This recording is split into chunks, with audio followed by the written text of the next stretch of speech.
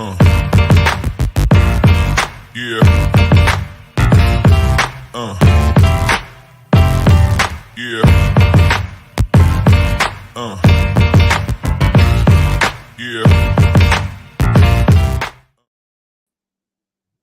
And what is up? Welcome in GC Live, Wednesday episode of the show, rolling right along. Wes Mitchell here, Chris Clark, South Carolina versus Vanderbilt. Coming up, noon kickoff. Gamecocks trying to win 2 in a row and get to 4-6, I guess. Gamecocks, of course, winning over Jacksonville State this past week. We will put the bow completely on that one and move this thing forward to upcoming game. Also, of course, going to talk, as we do every Wednesday, about what the coordinators had to say about both this past week and the upcoming week. Good kind of final opportunity to look back on that game. And this week, we got the pleasure of hearing from Pete Limbo as well. That's kind of an every other week thing. Always great to hear from Limbo. So we'll get to all of that. But first, going to tell you about our friend Clint Hammond of Movement Mortgage. clint.hammond.com is how you can find out more information. Call him today, 803-771-6933. Clint is a mortgage broker in the Columbia area, but can help you no matter where you are in the great state of South Carolina. If you want to support a Gamecock who supports us, let Clint help you buy a home today. Or even if you're not ready, even if you're kind of just on the fence, Clint can talk you through what your options may be, what your payments may look like, and what the future of the home buying or selling industry might look like moving forward. So again, shout out to Clint, good friend of ours and a great supporter of GC Live for 3 years now, I think, as our presenting sponsor. So thank you for that, Clint. Chris, Dow Loggins, Clayton White, Pete Limbo. Anything that caught your attention in this one above all else? Yeah, I'd say several things, Wes. I did not, by the way, we like to keep track of this. No written notes today. No note Wednesday. No notes Wednesday, which is probably more typical for us. It's a special day if either of us literally jot down notes. And I did not. Dowell Loggins, Wes, a little bit shorter. I was surprised because he didn't field too many Vandy-related questions, right? He talked about Vandy, talked about how hard they play, how fundamentally sound they are. And that is something that stood out to me a little bit to segue into that, to kind of bring this forward and start talking about Vandy a little bit. You know, he said something and was like basically saying he wasn't trying to, he didn't use the word bash, right? But he kind of used some adjectives for Vandy and the way he described Vandy. And he wouldn't say this, but just to kind of say, hey, this isn't the most talented defense in the world, but they play hard. They're well coached, right?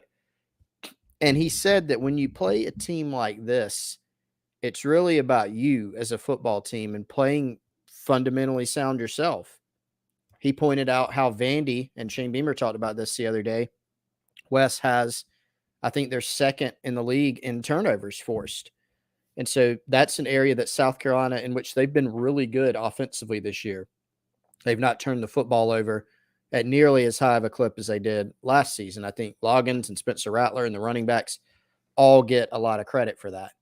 But it's something that's going to be important in this game. And Dowell Loggins made the connection of, hey, you know, the reason that they get turnovers, Vandy, is because they are so well coached and they are in the right places. So you got to make sure you're in the right place. And Wes, to kind of go back to the Jacksonville State game as an example of what not to do, didn't result in a turnover, but he went through that outside run play that Juju McDowell had, right? We were all kind of wondering about this. And they basically had a defensive lineman come free. He was able to get a hand on Juju, drag him down. Everything else about that play looked pretty good. And Dowell went back and confirmed that. He said, hey, our guys on the outside, arc blocks are great. We blocked everybody else, but we missed a block on the inside. Guy came free. If not, he said Juju would have still been running right now. And so you can kind of look back, right, at what do you have to clean up going into the Vandy game.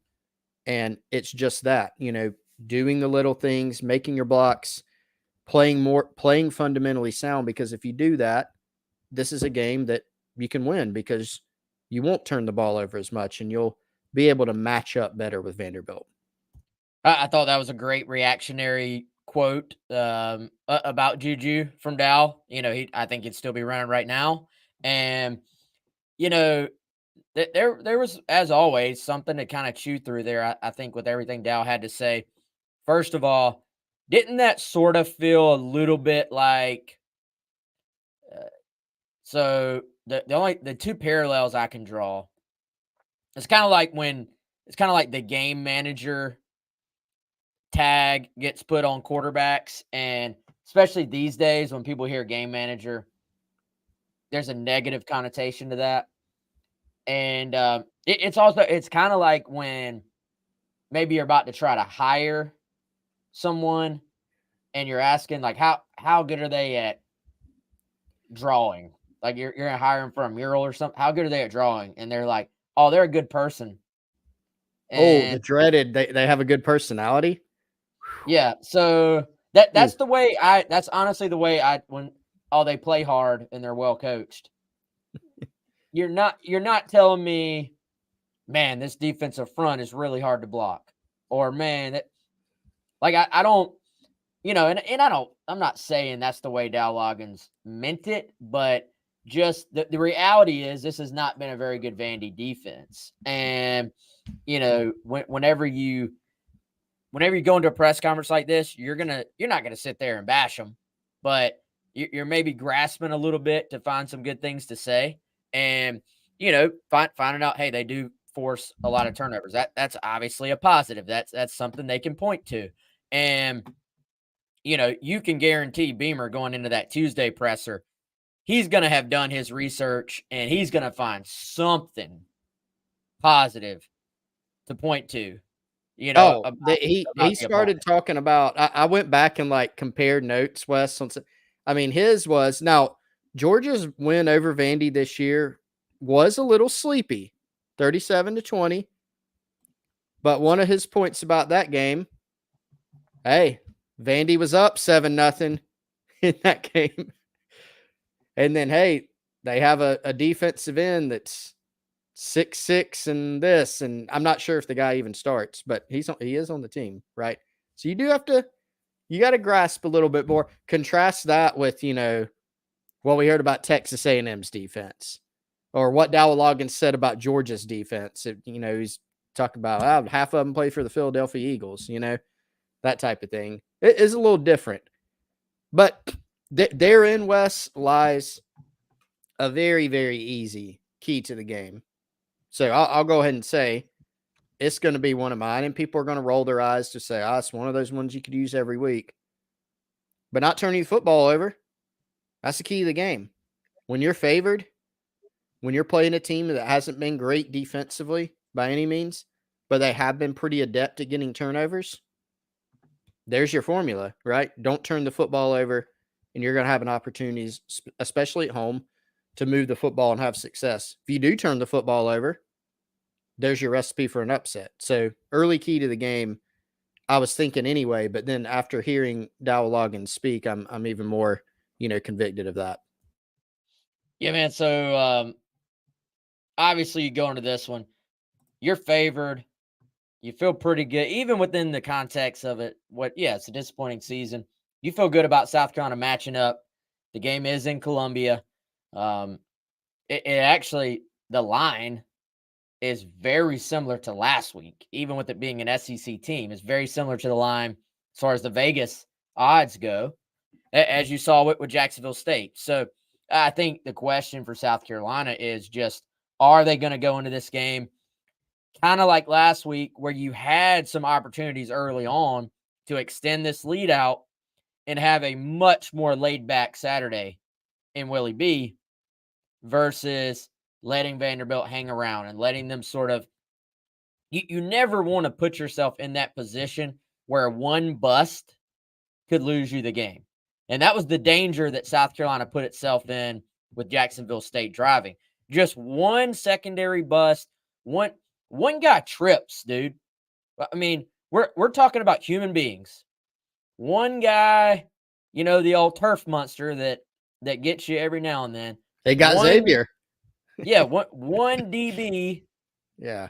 steps wrong, falls, and you're in the danger zone. You're already in the danger zone, but you're in the danger zone of truly losing this football game. So I always look at games like this, avoid the danger zone.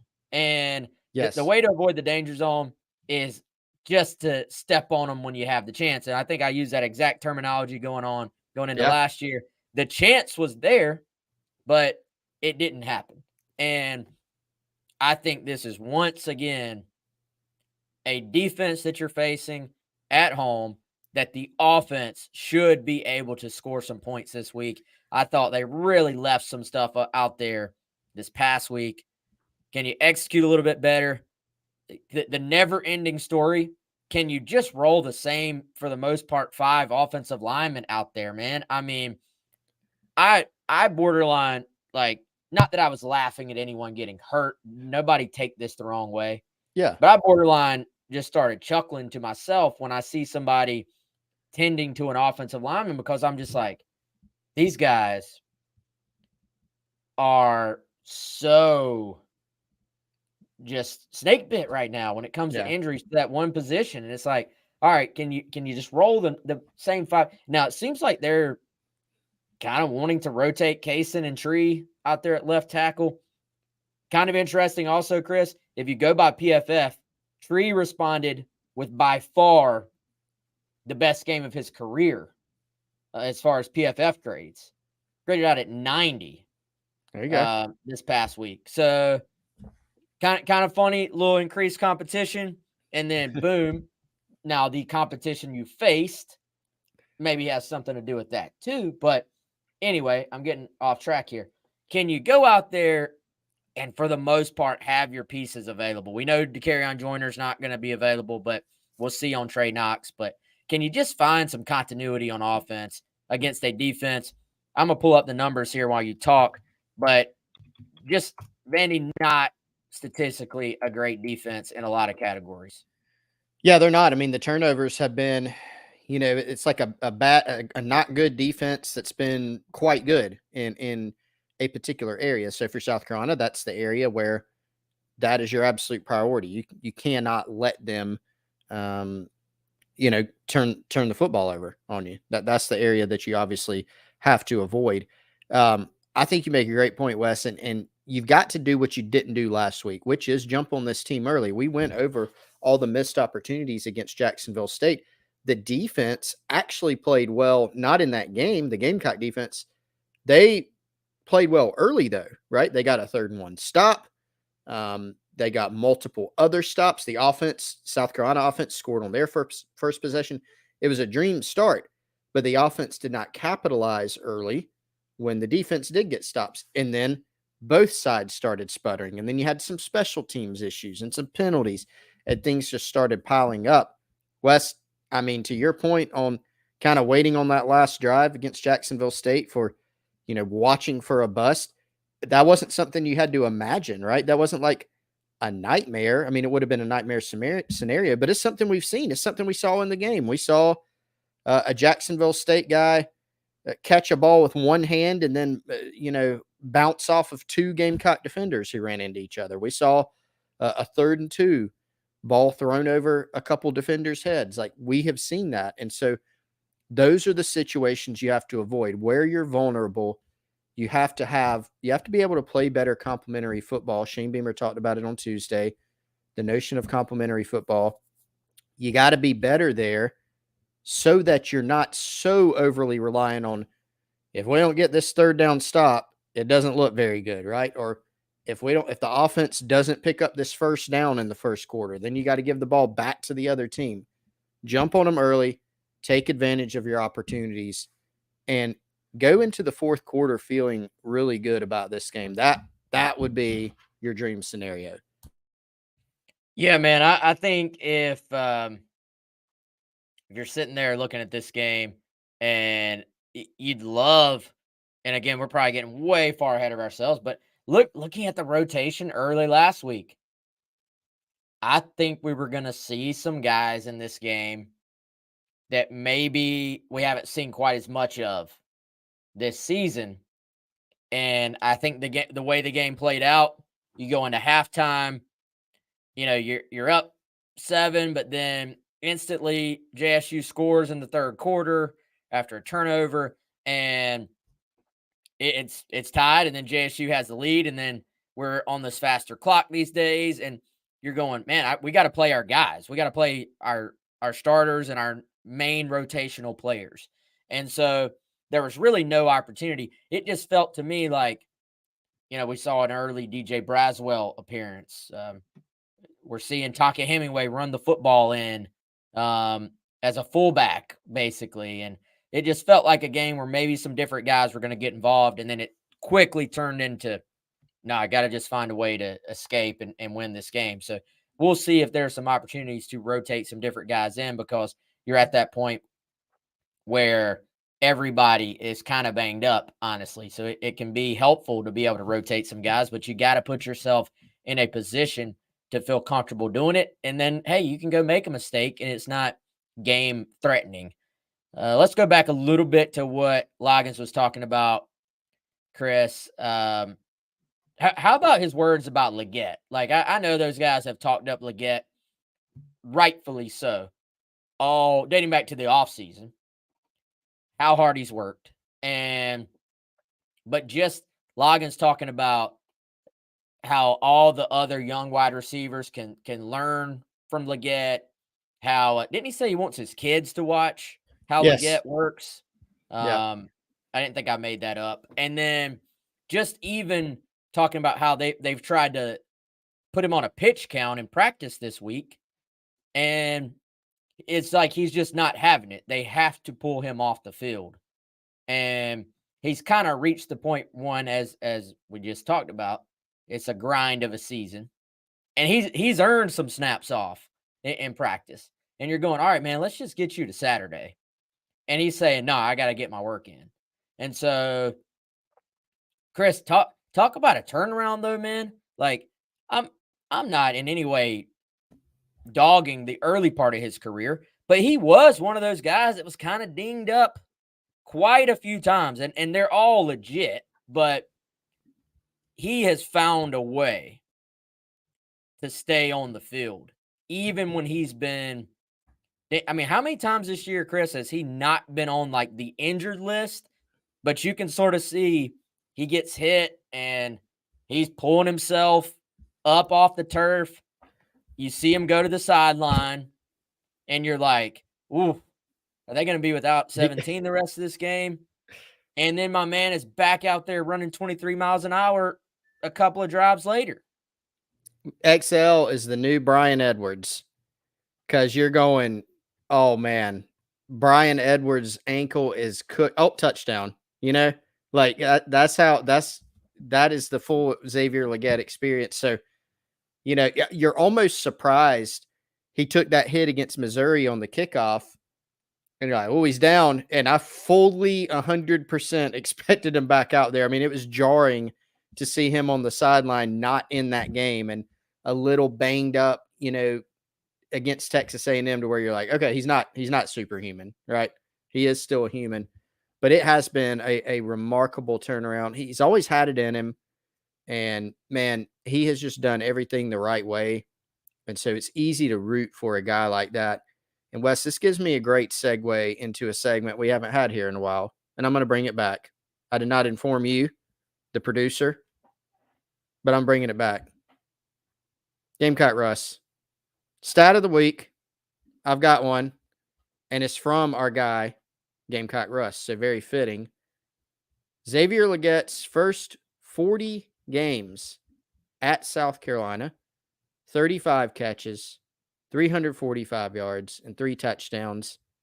But in the last 10, Wes, 57 catches, 1,051 yards, and 7 touchdowns. So he's had an incredible last 10 games for South Carolina, counting the bowl game this year.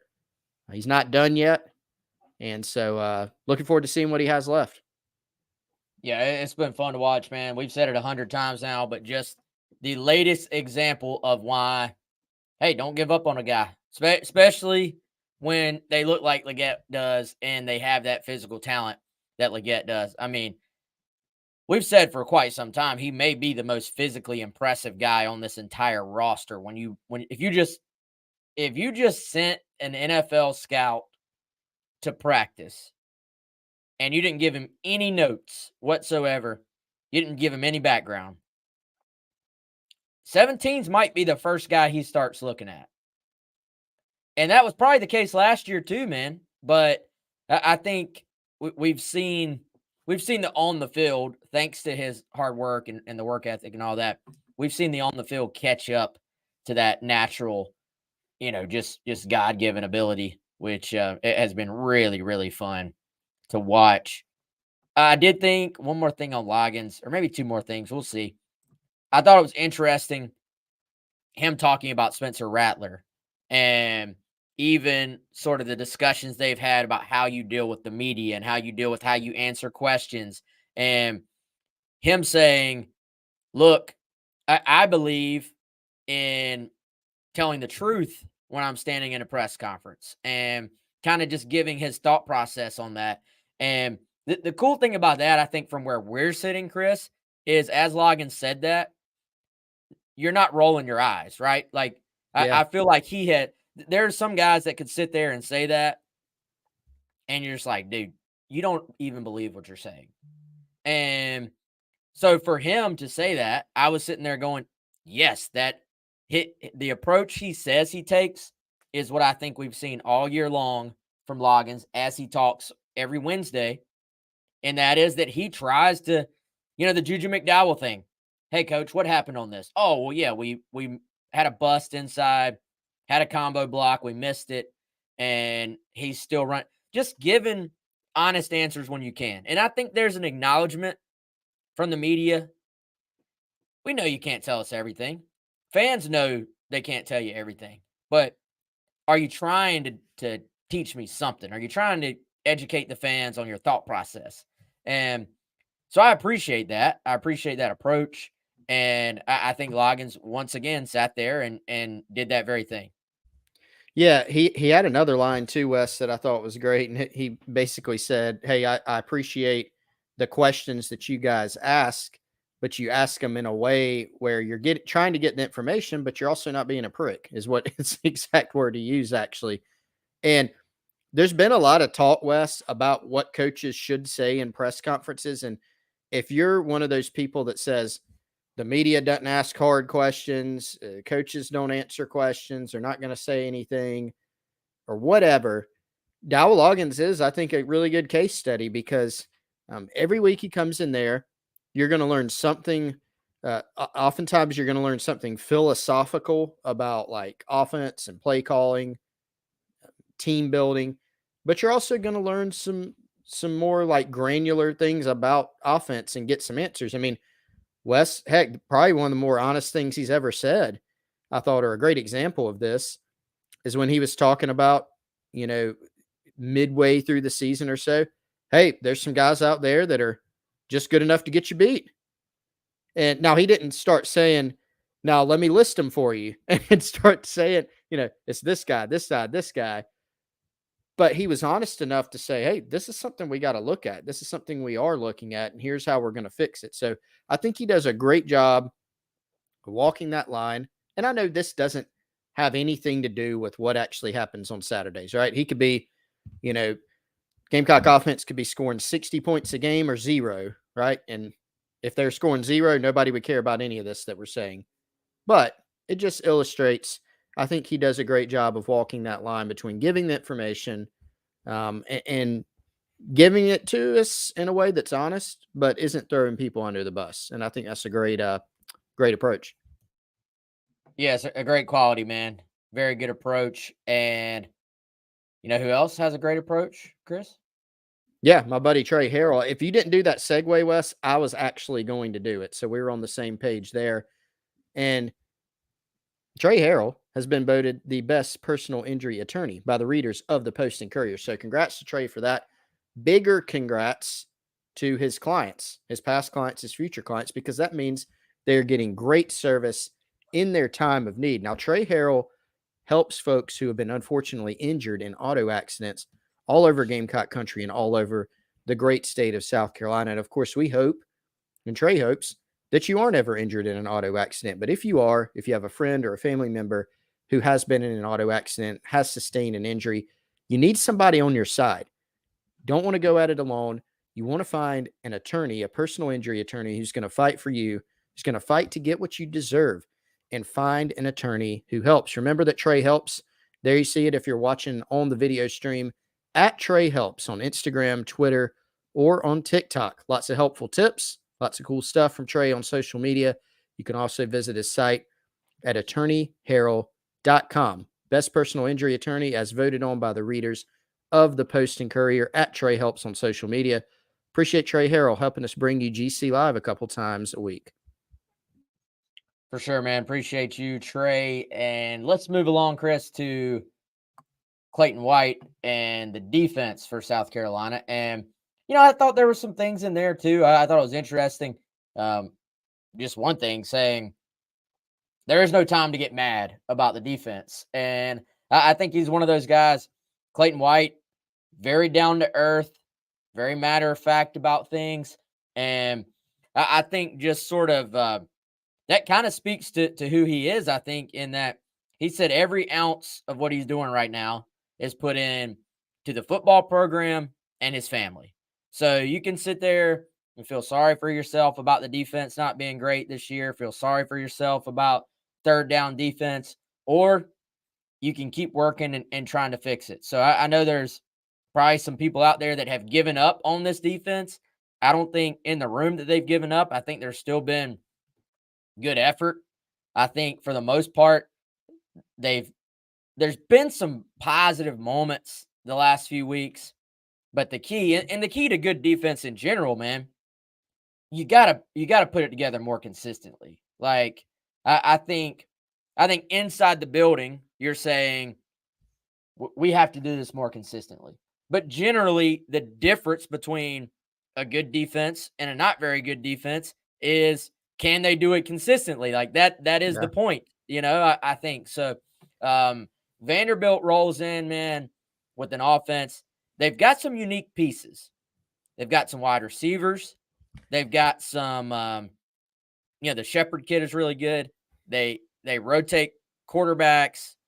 They've got some unique things you have to be aware of if you're South Carolina.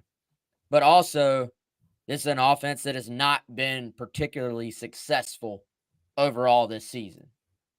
Yeah, it's an offense that just from a pure talent standpoint, Wes, they're not going to be one of the better offenses that you've played. And, when you play the level of competition that South Carolina does, every single team is going to have, even the lower level teams like a Vanderbilt, they're going to have some guys on the roster that will play in the NFL, right? I mean, that's just the reality. And Will Shepherd is probably the best example of that. He's quite good, and he has been for a long time. Where Vanderbilt is not as good is they don't have the number of top shelf talents that say a Georgia, right? Because they're the gold standard right now in the SEC. They don't have that many talents. And then they also don't have the depth, the amount of quality depth that most teams or more teams in the SEC have. So they do have some interesting pieces, like you said. Their second quarterback that they rotate in and out of there is 6'7". He's a big kid. They've got Shepherd. They've got upstate South Carolina native Jaden McGowan, who's a very fast player. They have some guys on defense that, again, their defense is not great, but they do have some interesting pieces there. So, and again, they are a well-coached team. So are they going to be outmanned even by South Carolina? Yes, I think so. Can they do some things, and will they do some things that may present you some problems? Yes. And here's one of them, Wes, and this was actually the thing that I mentally jotted down that Clayton White said today. He was talking about the third down defense against Jacksonville State. It was not very good. What was it, 10 for 19? Was that just third down, or was that third and fourth down combined? Either way, I think South that was Carolina, third down only. just third down only. So not a good number. Well, Clayton White pointed out, and he's right, because you can look at the box score, you can go look at the play-by-play, you can remember back to the game. South Carolina had some opportunities, to get off the field, And there's always an opportunity to get off the field. If you're playing football, if you get somebody in third down, of course you can get off the field. But there were some easier opportunities to get off the field. And he pointed to second down. Remember how he went into that game saying, you got to play really well on first down. You got to have first and long, and then make Jacksonville State earn it through 3 downs. Don't be in 3rd and 1 all day. Well, South Carolina did that at times. And there was more than one occasion, Clayton White pointed to a couple of them specifically, where they had a guy in the backfield for no gain or a tackle for loss. And then instead, they miss a tackle, take a bad angle, miss a tackle, and now it's 3rd and 1, and you're able to just sneak it or run it for a short gain and pick up a first down and keep the chains moving. So part of that inconsistency, Wes, has been missed opportunities. And you can think about them for this South Carolina defense all year. Some of them have been with the ball in the air, don't finish a play. Some of them have been, you got an opportunity to, the Florida game, the 4th and 11, use the sideline, push a guy out of bounds. Heck, he can get 10 yards on that play, right? Not missing tackles. We saw a guy reverse field, because they lost contain and in the Jacksonville State game and had a long game because you had a guy bottled up. You had what you wanted. You didn't finish the play. And I think that's been a big part of the consistency issues. And that's something that this team will have to harp on going forward. Yeah, that reverse field play had to be frustrating for the coaches, man. That's one of those where you just want to pull your hair out, I think. And so that was maybe a microcosm type play of the season to an extent. That was on a 3rd and long, right? I believe it was. Ooh, was it? See, I didn't remember that. Well, there's another one. I'm pretty sure that was on a 3rd and long. Well, there's another one then. Add that to the list, right? That's not a we had a guy, and maybe that was one of the plays he was actually talking about. That's not the one specifically he mentioned. He was talking about plays where, 2nd down, they got a chance to have 2nd and 7, 2nd and 10 instead of it's 3rd and 1 because you missed a tackle. Yeah. So I thought Clayton White gave a little more meat to his answers today, and talking about the 3-3-5 a little bit, and continue to talk about how they have linebackers coming along that they want to get on the field. Dude, Jaron Willis has got a chance.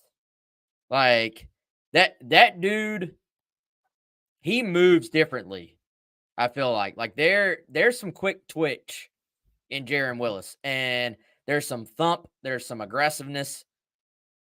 You maybe don't want to rip the guy's helmet off as a play as ending. That's maybe frowned upon, but I think in terms of juice, this guy is going to be fun to watch develop if he can put it all together. Like I really like the upside there. I see why they took him. I see why they recruited him initially, why they went and got him out of Ole Miss. This is an important offseason for that guy, I think, because if he can have one of those off seasons where you just put your head down and grind it out and dive in, he's going to push, I think, for a lot more playing time next season. So we'll monitor that and see what happens there. Let's see. Is there anything else from Clayton White? How about Clayton White on Lenora Sellers? That was interesting. Yeah. And he was asked, how has Lenora Sellers given you a good look in sort of simulating what Vanderbilt does? And Clayton White says he's given us too good of a look, which is basically him saying he's having too much success, and went on to say that he told the offensive coaches that Sellers looks like he's getting bigger and faster as the year progresses. So I'll say this, guys. Let's be fair with the hype for Lenora Sellers. Yeah. We're already, I think, Wes, in the territory. I'll blame myself also because I've been a contributor. But we're already in the territory where next year it's on.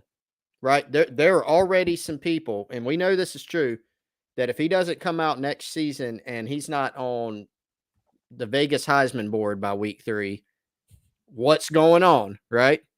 Yep. Yep. That will Yep. happen. Yep. And so here's the latest I have there. Just rumblings, stuff I've heard. He is still a true freshman. How did Dow Loggins say it last week or the week before? There was a little comment and he said, "My freshman quarterback." You remember this?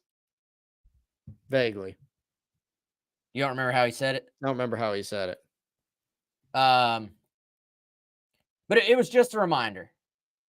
This is a true freshman. So even behind closed doors, in practice, everything going on, from everything I've heard, he is not by any means that finished product at quarterback. And so let's remember that. Let's remember that going into the offseason too. Now, the other side of that coin is that the upside, the ability, the combination of being a great natural passer in terms of putting the football where he wants, combined with the threat of running the football with speed and power, is a potentially special combination.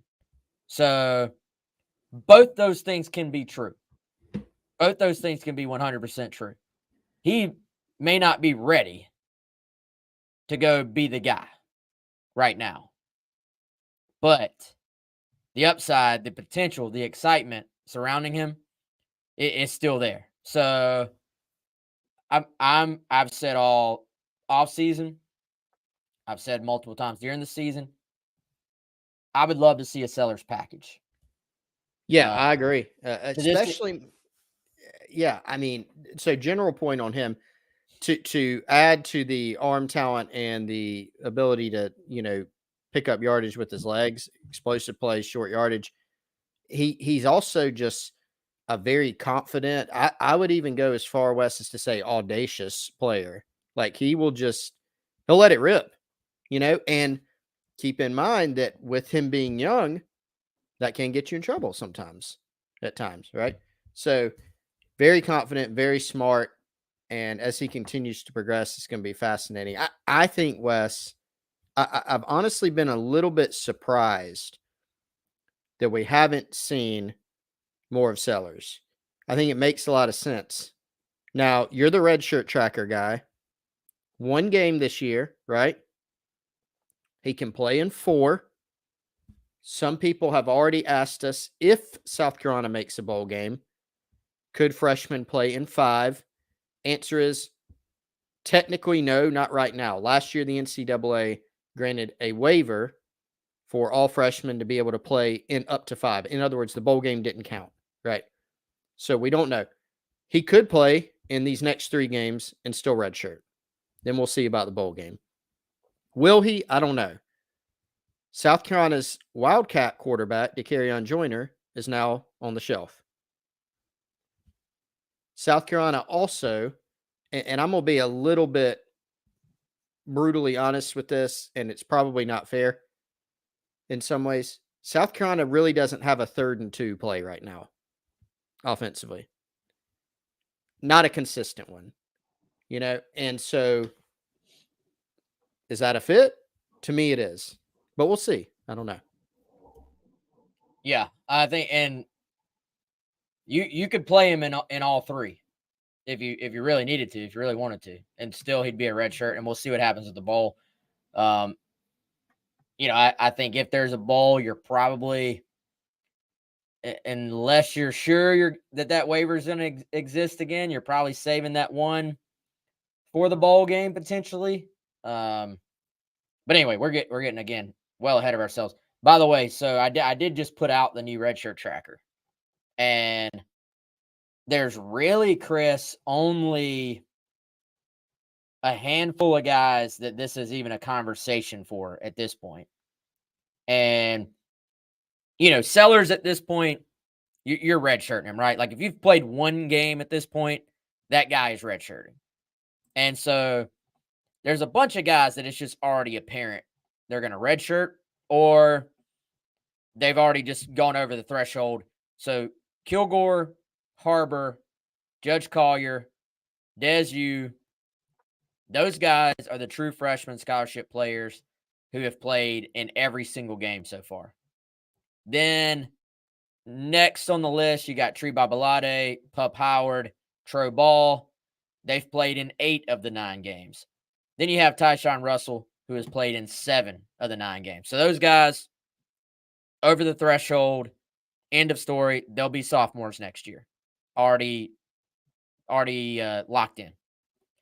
Really, so Braswell played this past week, as we know, but he's only played in 2 games. So there's no reason to kind of burn that. I kind of feel like, man, I think they're playing Kelton Henderson and DJ Braswell off of each other on kickoff coverage, because Kelton played at Missouri. He played at Texas A&M. He's now played in 2. Braswell played this past week. Henderson did not. So Braswell's at 2. Henderson's at 2. Braswell may have a chance to get in the rotation at running back this coming week because no Joyner, right? But I think with 2 games played and 3 to go, you can find a way to not play him in one of those games and keep the red shirt. So then whichever, if you don't play Braswell 1 or 2 of those games at kick returner, you can, or kick coverage, I should say. Let me get it right. Then you can play Kelton Henderson as one of your guys on kickoff coverage, and he can still maintain his status. So really, so Vakari Swain is at 3, but he hasn't played since Georgia. So I think that's pretty locked in as well. Connor Cox is the guy that is the most on the fence. Yep. He was essentially your second tight end this past week.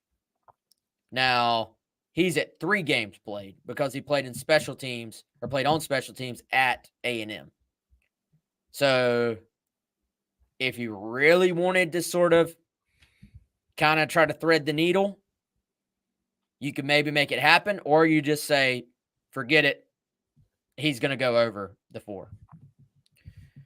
Yeah, and here's what I'm wondering, Wes. I don't want to say you don't worry about it, right? You're obviously thinking about those things for now and for the future. But you won't have Trey Knox next year. He's finished. Josh Simon has another year. And Wes, from what I'm hearing, it seems like the odds of him coming back next season, I'm not saying it's definitely happening, but the odds that Josh Simon come back, quite possible. You got Connor Cox, Cam Sandlin, Reed McKeska, also in that freshman class. Nick Elksness will also be able to return to the roster next year. You're going to bring in a freshman tight end in Michael Smith. Heck, you may look to the portal again. Who knows? So You hope. You hope. So there's some bodies on the roster and there's some talent on the roster, but I don't know if you're looking at it saying, man, we've really got to preserve Connor Cox's red shirt. I think if you feel like, hey, we need this guy on special teams and even at tight end, even if it's for 5-10 snaps a game, I don't know if you don't pull the trigger and just play him right the rest of the year. Yeah, and I'm not a big worry about the red shirt guy, me personally. But I kind of think with Connor though too, you're like right there. Like this ain't week 2 and Trey Knox is out. Like if Trey Knox is out this week, but you're like, oh, Trey's going to be back for Kentucky and Clemson. Then you know what? Play Connor this week. Put somebody else out there on special teams the final 2 games and maintain the red shirt. And then if you hopefully get the that waiver for the bowl game, if you got to a bowl game, then play him there too. And I think you can maybe have the best of all worlds, because the real question is, what is the distance now between Cox and Nick Elksnis. Like, Nick Elksnis is the guy I would have circled as kind of probably going in with Knox out, honestly. Yeah. But Cox, so either Cox has passed him, or maybe Nick's been banged up or something as well. You can never completely count that out. That's always a possibility. Could be something there we just don't know. But I think if Nick Elksnis is available the final 2 weeks, and Connor Cox plays this week, and Elksnis can kind of just be your guy that goes in there in that spot, maybe you can have the best of all worlds there, I think. And hopefully I said that right. I think I said Trey Knox at one point when I meant Nick Elksnis. Obviously, Trey Knox is questionable this week, so we will see. There's we a need the possibility. tight end matrix. Yes. On the whiteboard. Yeah, I need to draw it up. But anyway. Chris, did you see that Hootie and the Blowfish is coming back to Columbia? I did see that, Wes. Very exciting. Are you going? I was going to ask you if you were going. I would imagine there's a pretty good chance. The family calendar has not officially locked that one in, but it has been discussed. I will say that. Well, you got time. Got plenty of because time. it's next year. No coincidence that it's the Thursday before the football season opener. That's That right. they'll be at CLA. No coincidence at all, I think, on that. But guys, if so tickets are on sale this week. But if you miss out on that, use our friends at Game Time with the Game Time app. Y'all can see my neighbor's house there, I think, and there's me and my wife. So this is going swimmingly. There we go. Maybe y'all can see the glare is killing us here. But tickets already somehow available on the Game Time app. I don't even know how that's possible, but buy them right now through the Game Time app. I know we've all been in that position where you can't get tickets or tickets are sold out. Maybe there's tickets available, but they're not in the seats you want. Check out our friends at Game Time. Download the Game Time app. Go to gametime.co if you want to do it online instead of getting the app. And right now, for a limited time, use the promotional code Gamecocks and get $20 off your first ticket purchase with the Game Time app. The beautiful thing about it, concerts, sporting events, whatever else you're buying tickets for. If you buy a ticket on there and then you find a ticket in the same section for cheaper, they're going to refund you for 110% of your purchase on Game Time. So that is the Game Time guarantee. Check them out, gametime.co, or just easiest way to do it, download the Game Time app. What did we learn from Pete Limbo? Other than Pete has a very, very highly detailed vacation overseas that he wants to knock out at some point in the next few years.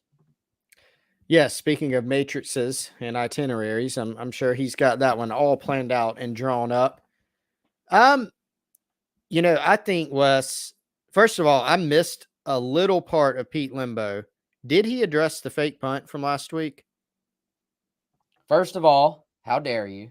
Yeah. Second of all, I don't believe he did. I don't think he did either. So kind of surprising. Beamer did, Beamer however, addressed it.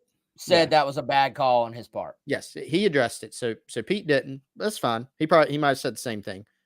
So he did talk about Kai Kroger. Kai Kroger has been topic of conversation among Gamecock fans.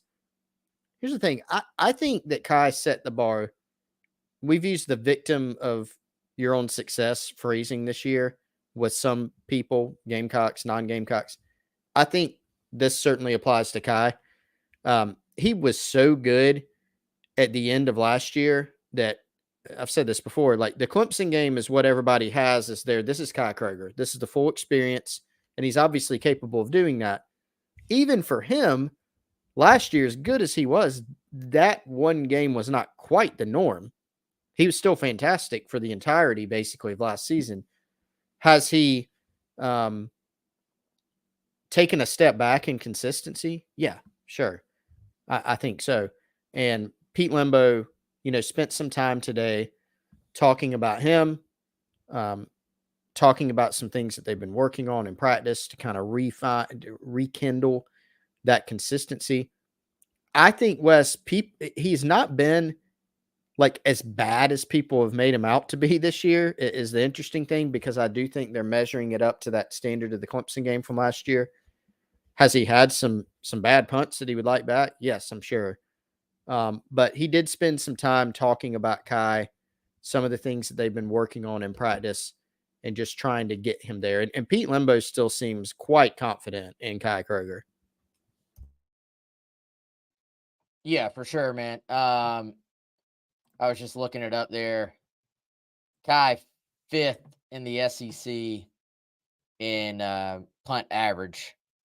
Yeah, I mean, which is some people are acting like he has shanked every single punt this year or something. It's gone a little bit overboard. And you can say that and also say that, hey, he has not been himself if you make last season himself, right? I mean, he has not measured up to that lofty standard overall this season. Yeah, and punt average, I don't know, maybe it evens out at the same time.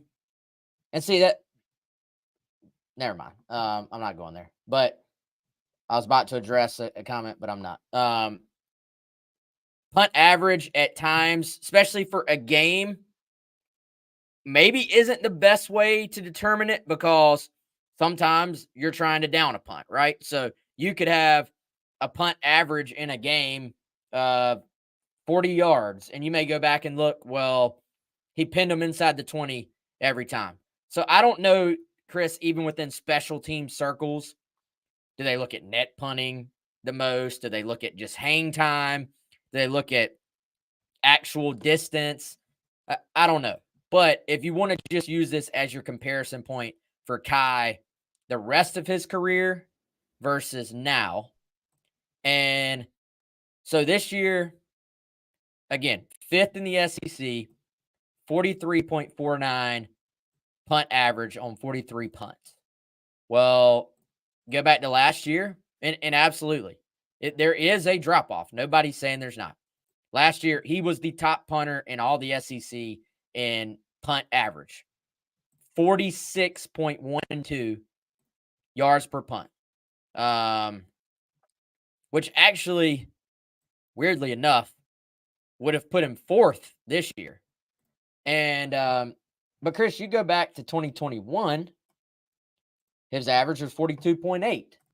So that's lower than last year, and actually lower than this year when he was a sophomore. So, I mean, I think the thing with Kai is just there have been a few very obvious, very notable shanks, and then a couple of kicks where they kind of went the line drive, just sort of, hey, it's going to be a little bit ugly, but let's just roll it down there and sort of go with what it was like, quality over style. Like, we're just gonna get the yardage we need here, even if it doesn't look good. And yeah, as Travis says, you have people now coming to the States throughout the SEC who have been going through to punting factories, basically. So that's changed the numbers a little bit, frankly. You have punters coming over here just to earn punting jobs from out of the States. So I think we'll see. I don't think it's fair to sit here and just dog Kai Kroger. Has it been a drop off? Of course. But Yeah. is it to the extent that some people are trying to say? Of course not. Yeah. I mean, some of the people that are saying some of the, and again, I'm not saying if you've pointed out that there's been a drop off, you're in the wrong. You're not. I've said the same thing. Wes said the same thing. But if you're somebody who's saying worst punter ever, why is he still punting? Absolutely awful. And things that are just, I mean, objectively not true. It's not even subjective. Like, look at the numbers, go back and look. Have there been some, like you said, noticeable shanks? Yes. But those people that are taking it to the absolute extreme, they're probably the same people who last year, Xavier Leggett, 2 passes go off his hands against SC State and gets picked off. They've probably kick him off the team, worst receiver ever, blah, blah, blah. And look at what he's doing now. So, again, Kai Kroger's a guy, the talent's in there. And it's not just a guess. We've seen it. You're not projecting it. I think he'll end up being fine. And that might be next year, Wes, or it might be, because he's got another year. So it might be next year that he kind of returns to form, finds more consistency. But yeah, not a guy that I would give up on, not a guy that I would bet against. I'll say that. Real quick, let's hit a couple of recruiting items, man, or really mainly one recruiting item. Danny Hill, 4-star running back. The ongoing battle, South Carolina, Alabama, Tennessee. Could this be shifting back a little bit towards the Gamecocks? Not that it maybe even ever. Sometimes I think we maybe confuse sentiment with maybe what's actually going on with a prospect, and maybe that's the case here. Maybe it's not. If you've been following the visits, certainly you've kind of been saying a lot of Gamecocks fans have been saying, I think that dude's going to Alabama. And, if you follow the fact that, hey, he pushed back his commitment and it was going to be South Carolina. So in no world is that a positive thing. You could have him committed right now versus not. That was not a positive thing at all. But the other shoe has yet to drop in that he has yet to commit to Alabama. He's been there. There's nothing else they can show him, Chris. There is nothing else on that campus, nothing else in that stadium, nothing else in that scheme you can point to say, hey, this should push you over the top to suit up for Alabama. The date is now out, January 6th. We'll see what that means. Is this a secret signing thing where you announce later, but you already signed? I don't know at this point. We'll find out. But my personal feel, and I know you've been gathering some stuff on this, man. I was starting to believe the Bama hype for a minute, and now I'm not so sure. I feel like South Carolina, you may see them start to trend back towards the perceived top leading into this final announcement, which is still a ways away. Well, and there's another interesting wrinkle to this, is that it is so far away. And part of that is maybe wanting to make a televised announcement on NBC January 6th. That's pretty cool, right? To have the opportunity to do that. But yeah, I mean, a lot of people are kind of waiting for the inevitable commitment to Alabama, and it didn't happen. Now, it is fair. This is another nuanced situation, Wes. People may not like these, but they do exist. There's a lot of them.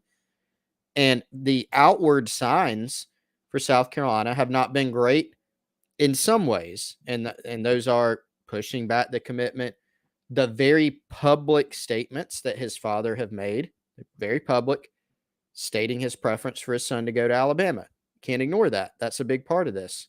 You also have the fact that he hasn't been back to Columbia since the summer when he took his official visit in June, yet he's been to Tuscaloosa multiple times. All those quite concerning, right? But hasn't committed to Alabama, like you said. And we do know, we have hard info that a lot of the things that Daniel Hill's saying about South Carolina behind the scenes have still been very, very positive. And I go back, he gave a quote yesterday to Steve Wiltfong that was posted on X, Twitter, whatever you want to call it, that said, hey, I want to go to a place that feels like home, and I want to go to a place where I can help turn the program around, make an impact. And when you read that, you go, okay, that doesn't exactly sound like Alabama. He's very comfortable with Alabama. It's very close to his home. But a lot of what Daniel Hill loves about South Carolina is the way that he feels when he is on campus. And then that second part kind of speaks for itself. So we will see, Wes. Still some time to go in this one. Still time for twists and turns. We know South Carolina will wait this one out. Stay patient with it. And provided they do that, we'll see where this thing goes. But it's definitely more interesting than I think it was. Yeah, we'll certainly be tracking this here on GC Live and on GamecockCentral.com. I got one more little special teams nugget for everybody I want to hit on. But first, I'll tell you about our friends at Liberty Tax right here in the Columbia area. 3 convenient locations. Call Larry and his team today, 803-462-5576. If you have tax ID, they're going to help you cure it. They're going to help you overcome it. Tax season, tax time right around the corner.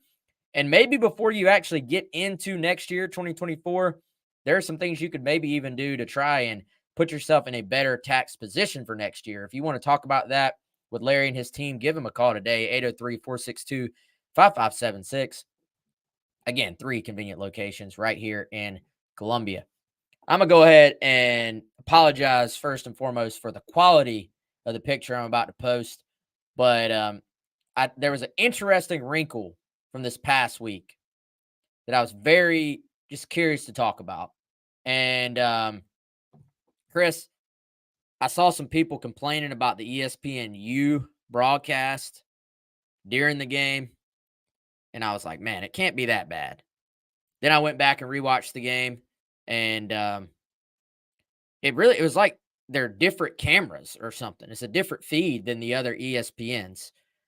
So this photo, which is from my iPad, and then a picture of it from my phone, so you're already degrading it even more. But I texted you about this, and I was like, have you seen this before? And one of my favorite things about football, man, is you're always going to see new wrinkles. And then they're almost always from somebody else, like a coach or a staffer has seen somebody else do it. And then you say, man, I kind of like that. Let's implement that. But did y'all notice this stack on South Carolina special teams? So for those who are not on the video version and can't see this right now, South Carolina lined up with like basically a 4-man bunch formation or 4-man stack on its kickoff coverage team, where you kind of have 2 guys behind 2 other guys to the right side. And then it appeared, Chris, that this is also the way South Carolina was going to directionally kick the football. And so I asked you about this, and you said you thought maybe A&M. Somebody did it. I swear I'm not dreaming it. I'm going to go back and find it at some point here. Yeah, interesting little wrinkle, though.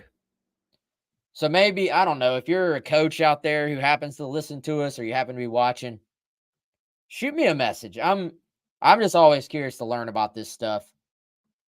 What is and I'm guessing maybe it's to maybe get somebody a clean release over here. It's almost like a bunch formation you see on offense. But very interesting stuff. So if anybody in the chat or anybody listening knows what that's all about, or if it's just the obvious that you're kind of you're almost creating a lead blocker for these 2 cover guys to maybe get a free release. And so I thought it was pretty interesting. Let me know what y'all think. Hit me up on Twitter, Wes Mitchell GC, or just throw it here in the chat on YouTube. But all right, y'all. Other than that, I think that's it. You got anything else, Chris? Nah, man. Good. Yeah, appreciate all the support. Appreciate everybody joining. Appreciate everybody watching, listening, wherever you get your podcasts. Hit that subscribe button. Hit the follow button, whatever you're on. Hit all the buttons. Appreciate you as always. This has been GC Live. For Chris, I'm Wes. We'll see you.